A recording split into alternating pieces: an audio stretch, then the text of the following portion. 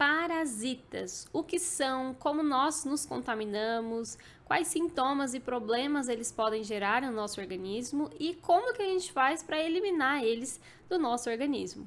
Isso é o que a gente vai abordar aqui nessa aula. A gente ouve falar bastante sobre verminoses na infância, né? Que tem que dar remédio de verme para criança e tudo mais, mas quando a gente cresce e se torna adulto, pouco se é falado sobre isso. Então, se eu te perguntar hoje qual foi a última vez que você tomou um vermífugo, é muito provável que você me diga, nem lembro da última vez, faz 2 anos que eu tomei. Quer dizer, não é um assunto, então, que a gente costuma ver os profissionais abordando, que a gente costuma se atentar tanto, mas é, sem dúvidas, fundamental que vocês entendam sobre essa questão relacionado com vários problemas de saúde que às vezes você pode ter e você nunca desconfiou que pode ser por conta de um parasita. Então, o que são parasitas? Segundo a Hulda Clark, que foi com quem de fato eu entendi sobre essa questão e estudei sobre essa questão dos parasitas, o da Clark ela já morreu, né? Mas ela foi a maior pesquisadora com relação a essa parte de parasitoses e verminoses. E segundo ela, parasitas são organismos que entram no nosso corpo para abrigo e comida. E uma vez que eles se instalam no nosso organismo, eles começam a se multiplicar para garantir a sua sobrevivência. Com essa sobrevivência, né, com essa multiplicação no nosso organismo, eles começam a poder alterar certas funções ali do nosso organismo. Então, eles podem destruir tecidos, eles podem roubar nutrientes, eles podem nos intoxicar devido aos produtos gerados ali pelo seu metabolismo, como é o caso, né, dos fungos. Então, os parasitas, eles são capazes de carregar junto deles bactérias, vírus, protozoários e fungos, o que pode gerar ali uma intoxicação no nosso organismo. E pensem que um parasita é como um sanguessuga, ele fica ali dentro de você sugando todos os seus nutrientes e podendo danificar os seus órgãos. Por isso que se ele estiver em uma quantidade desproporcional, ele vai gerar problemas no seu organismo. E as verminoses, as parasitoses, elas são doenças causadas por diferentes vermes, então não tem só um tipo de verme que pode causar isso. A gente conhece bastante, né, a lombriga, foi a mais famosa aí, mas a gente não tem só ela que pode causar essa situação de uma verminose. E, em geral, os vermes, eles se alojam sim no intestino, por isso que pra gente fazer ali um exame para identificar uma possível verminose, a gente faz um exame de fezes. Mas eles não ficam só no intestino. Eles podem se alojar também nos nossos órgãos, nos nossos tecidos. Então, eles podem se alojar no fígado, por exemplo, no pulmão, no cérebro, né? Então, por isso que o exame ali que você faz de fezes, muitas vezes pode dar negativo, porque o parasita ele não está no intestino, ele está em algum órgão, em algum tecido. E com relação a essa parte dos parasitas, eles vão ser divididos de acordo com as suas características anatômicas, ou seja, de acordo com o tamanho deles, né, a estrutura deles, na verdade, nem tanto ao tamanho. Então, a gente tem aqueles que apresentam um formato mais arredondado, mais cilíndrico, né, como é o caso aqui da lombriga, que seriam os nemateumintos, ou os chatos, que seriam os plateumintos. E ainda existem os vermes microscópicos, né? Então seriam os protozoários, como é o caso desse aqui, que a gente só conseguiria ver de fato com um microscópio. E muitos deles são hermafroditas, ou seja, a gente tem parasitas aqui do sexo feminino e do sexo masculino, mas muitos deles são dois sexos. E aí isso faz com que a reprodução deles seja maior ainda, né? Então aqui essa imagem mostra alguns tipos de parasitas. Esse aqui seria, por exemplo, as cáries lumbrigoides, que seriam a lombriga mais conhecida. Esse aqui já seria, por exemplo, o Enterobius vermiculores, então ele já é um formato um pouquinho mais achatado, ele já tem um formato um pouco diferente, né, da lombriga em si, tá? E os principais tipos de parasitas seriam aqui a ameba, que pode gerar a amebíase, e ela é um intestino que costuma se Ela é um parasita que costuma se alojar no nosso intestino grosso e pode causar ali diarreia, tá? Ela também pode gerar situações mais graves de diarreia com sangue e ela pode chegar até o fígado, pulmão e cérebro, causando doenças nesses locais. Como que é a transmissão aqui da ameba? Pode ser de pessoa para pessoa, então contato direto. Pode ser também por alimentos, pela água, né, ali que esteja contaminada. E pode disseminar ali pela questão do sexo oral anal, tá? Então, quem tem essa prática aqui corre o risco de ter uma amebíase. E nas áreas onde a gente tem uma má condição de higiene higiênico-sanitária, né, então locais ali precários e tudo mais, a gente pode ter essa amebíase muito mais frequente, tá? Por conta de ter mais contaminação com as fezes ali. Vocês vão ver que a base, assim, de todos os parasitas, a origem é sempre as fezes, tá, gente? Com relação aqui a um outro tipo de parasita bem conhecido, que é a giardia, que pode gerar aqui a giardíase. A giardia, ela fica no intestino delgado, tá?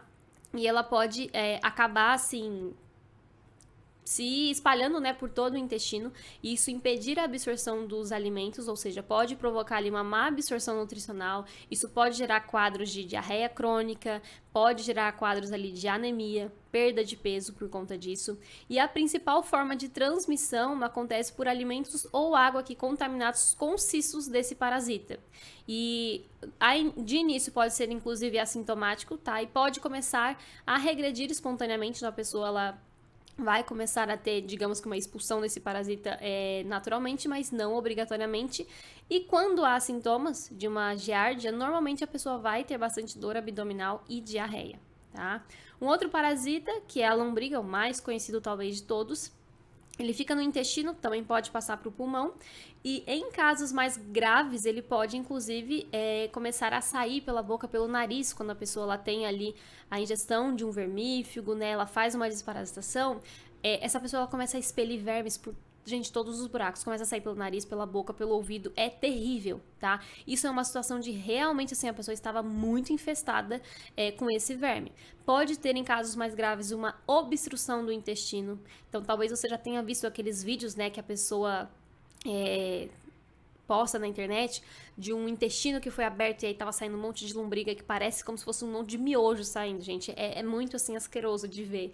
Isso é uma condição de quando eu tenho tanto, né, dessa lombriga, ou seja, do ascaris, que eu começo a ter uma obstrução no intestino e muitas vezes a pessoa tem que realmente operar, né, tem que passar por uma cirurgia para retirar esse excesso de vermes. E a transmissão, nesse caso, ela acontece normalmente pelo consumo aqui de alimentos e água contaminados com os ovos do parasita, tá? E aí, sem esse tratamento adequado, a proliferação desses vermes vai começando, né, a gerar ali um problema. E podendo gerar, inclusive, asfixia e morte, mas isso é em casos mais raros. É realmente assim, quando a pessoa, ela percebeu já que ela tem um problema, ela não foi atrás de tratar, tá? Com relação aqui ao parasita que gera aquela coloração de amarelão na pele, né, que seria aqui o ancilostomo, ou também conhecido como amarelão, né, como eu disse para vocês, ele entra através da pele nas pessoas. Então, ele perfura, digamos que a nossa pele, né, ele atravessa ali a parede da pele e pode chegar até o intestino, pode também chegar até o pulmão. No intestino, ele pode começar a sugar ali mais sangue da parede do intestino, o que pode gerar uma reação de inflamação e isso causar a diarreia, tá? Causar uma anemia. A transmissão normalmente ocorre devido a pessoa ter contato, né, da pele ali com fezes contaminadas com ovos desse parasita. Então, uma pessoa que anda descalço, por exemplo, por uma região que tem essa contaminação, ela corre o risco, então, de ter esse parasita aqui, tá? Por isso, se você não conhece aquela região que você está querendo andar descalço, evite andar descalço, porque isso pode te gerar mais vermes, tá? O Oshirus aqui, ele vai gerar aquela famosa coceira anal em crianças, tá? Isso aqui é muito comum em crianças. E ele pode aqui gerar tanto essa reação de coceira no ânus, né, principalmente à noite, mas nas mulheres ele pode provocar corrimento vaginal. E a transmissão se dá por um contato direto aqui com resíduos do ânus para a boca. Então, crianças normalmente, né, vai lá e coça o bumbum, depois esquece, não lava a mão, coloca na boca, come alguma coisa, aí já começa a ter mais ainda desse problema, tá? Então, o principal sintoma aqui do Oshirus seria justamente essa coceira anal, que pode, né, provocar ferida se a pessoa fica coçando bastante, pode abrir espaço também para infecções, tá? Pessoas com distúrbios mentais, né, em condições precárias de higiene também são ali com maior risco de ter esse parasita aqui, porque justamente não tem, né, essa higiene tão adequada assim. E com relação da tênia, né, ela é aquele parasita que pode ficar muito, muito grande no nosso intestino, ou seja, ela pode causar muitos problemas por ocupar todo o intestino ali do nosso organismo. Então, ela pode chegar a medir até 12 metros, ou seja, ela fica muito maior do que a gente. E a principal complicação da tênia seria a neurocisticercose. O que é essa neurocisticercose? É quando os ovos da tênia, né, os cistos da tênia, vão até o cérebro da pessoa. E aí, quando chega até o cérebro, isso pode causar epilepsia, tá? Em pessoas que nunca tiveram esse quadro antes, dentre outros problemas aí a nível aqui neuronal. E esse quadro, ele é conhecido, né, de ser ocasionado de quando a pessoa come uma carne mal passada, uma carne crua. Então, por exemplo, comer uma carne de porco crua, jamais, gente, mas jamais mesmo, né? Até mesmo pode acontecer na carne de boi, pode acontecer também com peixe. Então, por isso, pessoas que gostam de carne mal passada, de comer, né, muita carne crua aí em comida japonesa, já tem um risco maior disso acontecer. Em um quadro de verminose, os sintomas serão aqui dor abdominal, diarreia, perda de peso, flatulência, então muitos gases, pode ter também constipação, então a prisão de ventre, tá? E quando eu tenho essa situação, né, da cisticercose, eu começo a ter um prejuízo mais aqui no meu sistema nervoso central, que pode gerar epilepsia, convulsão e hipertensão intracraniana, tá? E os sintomas mais comuns aqui de uma parasitose. Então, Juliana, como que eu sei que eu tenho algum tipo de parasitose, uma verminose de fato? A gente tem alguns sintomas mais comuns aqui que seriam coceira anal, mas também a gente pode pensar em coceira no ouvido que não cessa, sabe? Aquela pessoa que está o tempo inteiro coçando. Falta ou excesso de apetite, as duas coisas podem acontecer. Dor no abdômen, náusea, então aqueles enjoos, vômito, diarreia, a questão aqui, né, eu coloquei falta ou excesso de apetite 2 vezes, perda de peso, anemia, problemas respiratórios, são algumas das consequências aí que uma parasitose pode gerar no nosso organismo. Agora, eu não tenho nenhum desses sintomas, eu posso ter um parasita? Sim, sem dúvidas nenhuma. Costumo dizer que todo mundo tem parasitas. A questão é que eles podem estar em harmonia com o nosso organismo ou em uma desarmonia. E aí, quando eles ficam nessa desarmonia, é que eles vão gerar os problemas, tá? A gente pode ter outros problemas e sintomas mais complexos. Então, por exemplo, uma enxaqueca pode ser encontrada aqui com esse tipo de parasita. Uma dependência, né, de vícios mesmo. Isso também pode ser aqui ocasionado por uma parasitose. Síndrome da fadiga crônica, então aquela pessoa que vive o tempo inteiro cansada. Alguns tipos de cânceres, mutações que conduzem aqui a essa síndrome de Down. Fibroses císticas, rins aqui policísticos também podem estar vinculadas à questão de parasitose. Eu não vou citar o nome de cada um desses parasitas, primeiro porque o nome é estranho de falar e segundo que vai ficar cansativo, tá, gente? Doenças neurológicas, né, como eu falei pra vocês, no caso aqui da tênia, que gera ali a neurocisticercose, que nome complicado, bruxismo, apendicite, depressão, esquizofrenia, epilepsia, diabetes, destruição de órgãos. Então a pessoa começa a ter um problema com relação a isso, sensibilidade química múltipla, a pessoa começa a ter aquelas reações a múltiplos medicamentos ou a múltiplas questões químicas, né, que a gente pode ter no ambiente, já pode ser uma evidência aqui de uma verminose, de uma parasitose, tá? Então, olha o tanto de coisa que a gente pode ter relacionado com essa parte dos parasitas. E tem um grupo de vermes específicos, que seriam aqui dos trematodeus, tá? Que eles podem produzir os seguintes males, que seriam as distrofias musculares. Então, uma fibromialgia, por exemplo, pode estar associada com uma parasitose? E a resposta é que sim, pode estar associado. Cólica e sangramento fora do período menstrual ou endometriose, tá? Diabetes, né, principalmente ali o diabetes do tipo 1, Alzheimer e a esclerose múltipla e a imunossupressão, né, que seria ali quando o nosso sistema imunológico ele está imunossuprimido, ou seja, ele está muito enfraquecido. Então, isso seriam algumas questões também que, se você tiver, já é um ponto ali para investigar se não é um quadro de parasitose. E como que a gente se contamina com parasitas? Como que a gente faz para ter eles entrando no nosso organismo e gerando esses problemas? Água e alimento contaminados, tá? Contatos com fezes, seja de humanos, seja aqui de animais. Saliva, gente, ficou cortado aqui, eu não sei porquê, mas depois eu vou arrumar. Saliva, tá? De humanos, de animais, então a pessoa, enfim, que beija outras pessoas que ela não sabe como que é a higiene dessa pessoa, a história dessa pessoa, a vida dessa pessoa, fica ali beijando animais, né? Deixou o cachorro às vezes lamber próximo da boca, isso já é um problema. Pele, tá? Como eu disse pra vocês, existem vermes que eles conseguem atravessar aqui a nossa pele, vias respiratórias, então pela inalação, e mucosas no geral, boca, ânus, vagina, tá? E atenção aqui para o peixe cru, carnes mal passadas e esse contato, então, direto com animais de estimações, como gato, cachorro.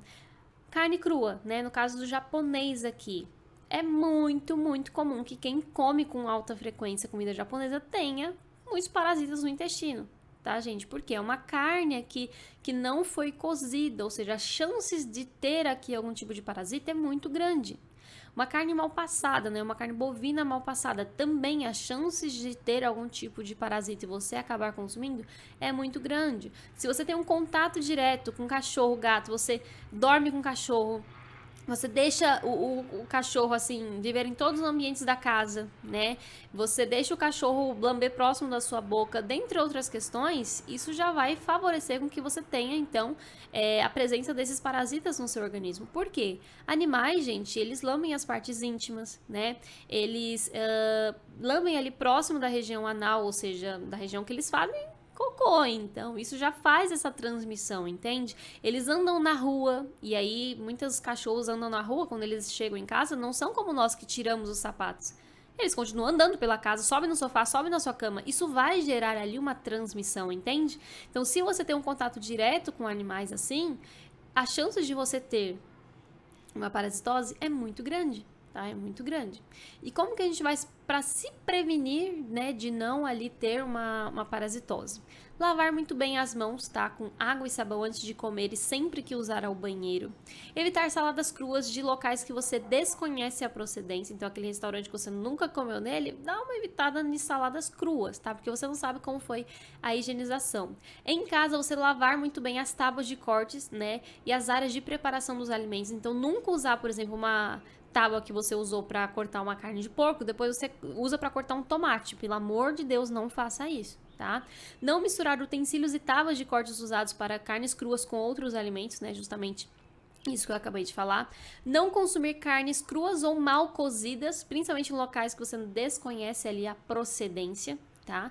Manter os animais domésticos vacinados e vermifugados, além também de recolher as fezes desses animais para locais, né, seguros, ou seja, não deixar aquelas fezes ali dias e dias, porque aquilo ali vai gerando cada vez mais contaminação no ambiente. Procurar não andar descalço em locais que você não conheçam as condições de higiene do local, né? E beber apenas água filtrada. Evitar ao máximo beber água direto da torneira. Se for beber, você ferva essa água antes, tá? Para prevenir aqui de um parasita acabar entrando no seu organismo. E quais exames realizar para a gente saber se é um quadro de parasitose, verminose ou não? A gente pode ter o parasitológico de fezes e o coprológico funcional, mas eu já adianto que na maioria das vezes não vai dar positivo. Então você vai fazer mais do que uma amostra, às vezes, né? 3 amostras aqui do parasitológico e pode dar negativo mesmo que você tenha a presença ali de um parasita. Tá? Por que que isso pode acontecer? Porque nem sempre esse parasita está no seu intestino, principalmente naquela data que você evacuou para fazer o exame, tá? Então, se ele não estiver no seu intestino, principalmente naquela data, você vai fazer o cocô, vai levar ali para o laboratório e não vai ter absolutamente nada. Mas isso não quer dizer que você não possa ter uma parasitose. Eu gosto muito de um exemplo de uma colega minha que falou comigo, até numa live que eu tenho lá no meu Instagram, que imagine que você tem ali um rio que você sabe que tem bastante peixe. E aí, certo dia, você vai pescar nesse rio. E você não pesca nenhum peixe. Dá pra você afirmar que aquele rio ele não tem peixe? Só porque você não pescou naquele dia? Não. Aquele dia que você foi pescar, realmente você não conseguiu, mas não significa que aquele rio não tem peixe. Então, quando a gente faz um exame de fezes, é justamente isso. Aquele dia ali, o parasita não estava presente no seu intestino, o que não quer dizer que ele não esteja presente no seu organismo, tá? Pelo hemograma, quando a gente tem eosinófilos ali acima de 1%, sinaliza alergia alimentar, alergia respiratória, como também parasitose, principalmente quando esses eosinófilos estão acima de 6%, tá, gente? Mas níveis baixos de eosinófilos descartam a possibilidade de parasitose? Não descartam, não descartam. tá? Basófilos alto, então, maior ali do que 1%, monócitos maior do que 8% e leucócitos baixos são algumas características de quando a gente tem esse quadro de parasitose acontecendo. Uma ferritina menor do que 50, né? Aquela pessoa que vive com ferro baixo, às vezes também uma B12 baixa, será que não está com uma parasitose? Por isso que nunca aumenta, né? Tem um parasita que está sugando ali as vitaminas, é algo a se pensar. Com relação à parte da desparasitação, né? Eu vou entrar agora nessa parte com vocês. E é importante, antes de vocês fazerem uma desparasitação, de preferência realizar ali uma limpeza intestinal, ou seja, remover ali, né, agentes patogênicos, como é o caso de bactérias ruins, fungos, melhorar de fato ali o ambiente da microbiota intestinal, que é justamente o que nós fazemos na dieta de detox, né, que eu vou ter aqui com vocês. Então, por meio de medicamentos, se a gente fosse pensar em uma desparasitação, o albendazol ele seria o mais recomendado, né, o albendazol 400mg por 5 dias seguidos para adultos. Se forem crianças, seriam 3 dias seguidos aqui. Dar uma pausa de 20 dias, tá? A partir do primeiro dia que você começou a tomar, você vai contando 20 dias e depois você volta a tomar novamente por mais 5 dias seguidos. Por que tomar essas 2 vezes aqui, não somente uma? Para você conseguir ter maior eficácia do uso do vermífugo. Então, às vezes, você não vai pegar o parasita naquele ciclo, mas você pega ele no ciclo posterior, tá? Por isso que recomenda nessas 2 datas aqui. O ideal é realizar o uso na lua nova, porque os parasitas saem na lua cheia para copular e desovar. E quando eles saem, então, para os tecidos, né, que fica aqui entre a lua nova e a lua cheia, é que a gente tem mais facilidade de pegar eles. Então, do contrário, se a gente faz fora dessa época, às vezes esse parasita ele vai estar em algum tecido e vai dificultar, assim, a eliminação, tá? Por isso que a recomendação é na lua nova. Com relação aqui ao protocolo de desparasitação, a gente tem o protocolo de desparasitação baseado no que a Hulda Clark ela ensinou, tá? Então, esse protocolo ele tem uma origem ali da Hulda Clark. Como que é esse protocolo? É um preparo do fígado que a gente faz 15 dias antes de iniciar com as tinturas. Esse preparo do fígado a gente normalmente faz com a silimarina, mas a gente pode fazer também com a NAC, com a clorela, com outros tipos de suplementos que vão melhorar essa questão da detoxificação hepática, tá? Mas a silimarina seria a mais usada aqui. A opção pronta dessa silimarina seria esse aqui da Now, mas a gente também pode fazer via farmácia de manipulação e o consumo é feito antes de dormir 15 dias antes da tintura, tá? Esse protocolo de desparasitação é para maiores de 17 anos. Então, crianças não entram nesse protocolo, tá? Outros grupos também de pessoas não entram nesse protocolo, que eu vou falar para vocês mais à frente. As tinturas aqui. A tintura para desparasitação que a gente pode ter pode ser assim, desde uma tintura pronta, como é o caso aqui, nessa tintura da Now, que vai ter a nogueira negra, cravo e absinto. A gente toma 25 gotas com água fria no período da manhã com 100, 200 ml de água, tá? Durante 30 dias e, de preferência, inicia aqui o uso nos dias de lua nova. O sabor dessa tintura é bem amargo. Do meu ponto de vista, lembra bastante de pirona, tá? Então, não imagine que ela vai ser uma coisa super deliciosa. Não vai ser, é ruim mesmo. Mas, nada que não dê para se tomar. A gente tem a segunda opção, que seria manipular essa tintura. Sai com um preço um pouco mais acessível, então a gente colocaria ali nogueira, absinto e cravinho nessa proporção aqui. A gente dilui também da mesma forma que a anterior que eu mostrei pra vocês, né? 25 gotas em água fria, uma vez ao dia pela manhã, durante 30 dias. E é importante armazenar essa tintura na geladeira. Seja essa pronta aqui, seja essa manipulada, a gente armazena na geladeira, porque a nogueira negra, principalmente, ela tem uma sensibilidade ao calor. Então, para a gente não perder o ativo, é interessante a gente armazenar na geladeira, tá? A tintura de nogueira negra seria, assim, a rainha, né, da desparasitação. Então, a gente recomenda beber com água fria, porque a água morna ou quente perde suas propriedades. A gente recomenda armazenar justamente por isso também. Como eu disse, ela é a rainha dos antiparasitários, né? No entanto, ela não é eficaz contra o Ascaris e os chiurus, parasitas mais frequentemente que nos colonizam. Ela pega o verme mais na idade adulta ali dele. E por ela não ser eficaz contra esses vermes aqui, a gente tem que usar então a tintura de absinto e a tintura de cravinho. Absinto vai atacar as larvas, né, dos parasitas, e a de cravinho vai atacar os ovos dos parasitas, né? É um excelente antifúngico aqui, antibacteriano, antioxidante. Sua ingestão pode causar um pouco de gás, então, tomei a tintura, tô com um pouco de gases, pode ocasionar essa questão, tá? Com relação aqui à parte dos elementos que a gente pode ter em conjunto, né? Outros suplementos associados. Quando os parasitas morrem, gente, eles liberam uma coisa chamada de amônia. E essa amônia pode ter um efeito tóxico no nosso cérebro. Então, causar ali nervosismo, causar insônia, né? Irritabilidade. E nesse caso, a gente pode ter o uso da ornitina. 500 miligramas aqui, tomar uma vez ao dia, preferencialmente antes de dormir, com o estômago vazio. Agora, a gente precisa ter a todo custo a ornitina? Não, não precisa, tá? Ele é um opcional, mas ele não é essencial. Óleo de orégano. Principalmente eu gosto de entrar para casos de pessoas que já têm evidências de excesso de fungos no intestino. Então, óleo de orégano aqui para casos de candidíase, de micose, né, na pele, na unha, caspa, dermatite seborreica, pode ser bem interessante. A dose aqui seria de 150 a 200 miligramas, tá? Indico esse aqui da Now Foods, como também a ornitina, né? Indico da Now Foods. A dose para manipular seria em torno de 500 miligramas, certo? E quem não pode fazer essa desparasitação, gente? Gestantes, lactantes, pessoas com alterações renais e hepáticas, pessoas com epilepsia, porque essa desparasitação com tinturas pode, né, gerar uma interação ali com anticonvulsivantes, tá? Então, se for esse o caso, você não vai utilizar. Mas eu tenho determinada condição, eu posso ou não? Confirme com o seu médico ou com um profissional que te acompanhe, tá? Não faça nada sem antes você ter a certeza que aquilo ali é seguro para você. De quanto em quanto tempo a gente deve desparasitar? No mínimo a cada 6 meses, ou seja, 1 a 2 vezes no ano, e o ideal a cada 4 meses se você tem um contato frequente ali com animais domésticos, tá? Você realiza também muitas refeições fora de casa, você gosta da carne mal passada, você gosta de comida japonesa, então o ideal é a cada 4 meses para já ter essa prevenção, certo? Espero que vocês tenham gostado dessa aula. Se ficou alguma dúvida, deixem aqui nos comentários.